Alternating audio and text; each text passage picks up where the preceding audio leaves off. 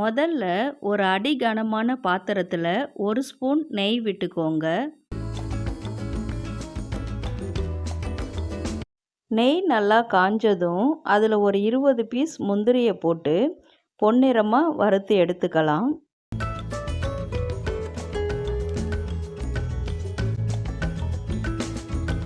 Next முந்திரி நல்லா வறுபட்டதும் அதிலே கூடவே ஒரு 10 கருப்பு திராட்சை.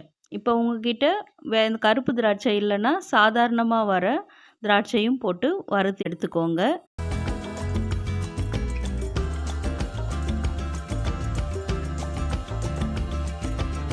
இப்போது அதே கடாயிலே அதே நெய்யிலே ஒரு 150 கிராம் ரவையை போட்டு நல்லா வறுத்து எடுத்துக்கோங்க.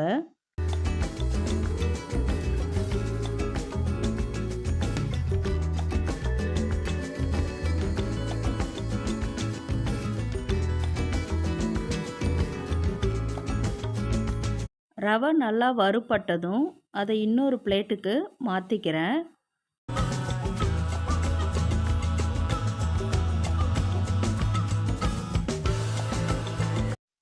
நெக்ஸ்ட்டு பார்த்தீங்கன்னா அதே கடாயிலே ஒரு 75 கிராம் ரிஃபைண்ட் ஆயிலோ அல்லது சன்ஃப்ளவர் ஆயிலோ ஆட் பண்ணிக்கோங்க.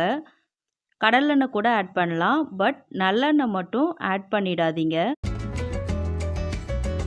எண்ணெய் கொஞ்சம் காஞ்சதும் அதில் 1 பங்கு ரவைனா 3 பங்கு அளவு தண்ணி எடுத்து ஆட் பண்ணிக்கோங்க.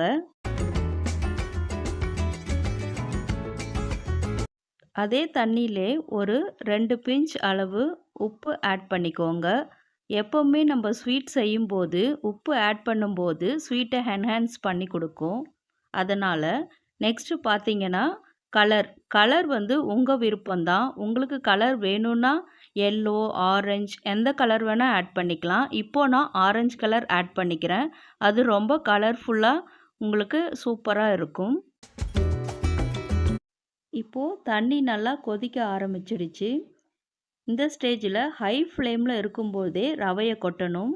ரவையை கொட்டும்போது ஸ்டவ் ஸ்டிம்லலாம் இருக்கக்கூடாது. ஹை ஃப்ளேமில் வச்சு கொட்டும்போது தான் அந்த பிசுபிசுப்பு இல்லாமல் நல்லா உதிரி உதிரியாக உங்களுக்கு ரவை கிடைக்கும்.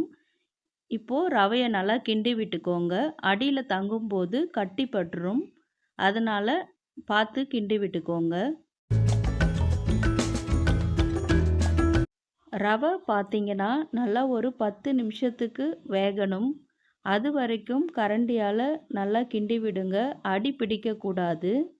ரவை நல்லா வெந்து வந்ததும் 1 பங்கு ரவைக்கு 2 பங்கு அல்லது 1.5 பங்கு சர்க்கரை ஆட் பண்ணிக்கோங்க. நான் இப்போது 150 கிராம் ரவைக்கு 2 மடங்கு, அதாவது 300 கிராம் ரவையை ஆட் பண்ணிக்கிறேன். அப்போ தான் நல்லா டேஸ்ட்டு ரொம்ப சூப்பராக இருக்கும். சர்க்கரை நல்லா கரைஞ்சதும் இப்படி தண்ணி போல் இருக்கும். அதுக்காக பயந்துக்காதீங்க. லாஸ்ட்டில் நல்லா கெட்டியான பதத்துக்கு வந்துடும். இந்த கேசரிக்கு நெய் அதிகமாக தேவைப்படாது. 25 கிராம் நெய் ஆட் பண்ணால் மட்டும் போதுமானது. இப்போது கேசரி நல்லா ரெடியாகி வந்துடுச்சு. நம்ம விட்ட நெய்யும் எண்ணெயும் நல்லா பிரிஞ்சு மேலே தளன்னு கொதிச்சிட்ருக்கு. அடி பிடிக்காமல் இன்னும் ஒரு 5 நிமிஷத்துக்கு நல்லா கிளறி விடுங்க. நெக்ஸ்ட்டு வறுத்து வச்ச முந்திரியும் அந்த கருப்பு திராட்சையும் ஆட் பண்ணிக்கிறேன். உங்ககிட்ட ஏலக்காய் பொடி இல்லை எசன்ஸ் எது இருந்தாலும் ஆட் பண்ணிக்கோங்க. என்கிட்ட ஏலக்காய் தூள் இருந்தது, அதை தான் நான் கொஞ்சம் ஸ்ப்ரிங்கிள் பண்ணி விட்டுக்கிறேன். இது மாதிரி சுருளை நல்லா வேக விட்டு எடுக்கும் பொழுது எவ்வளவு நேரம் ஆனாலும் கெட்டு போகாது.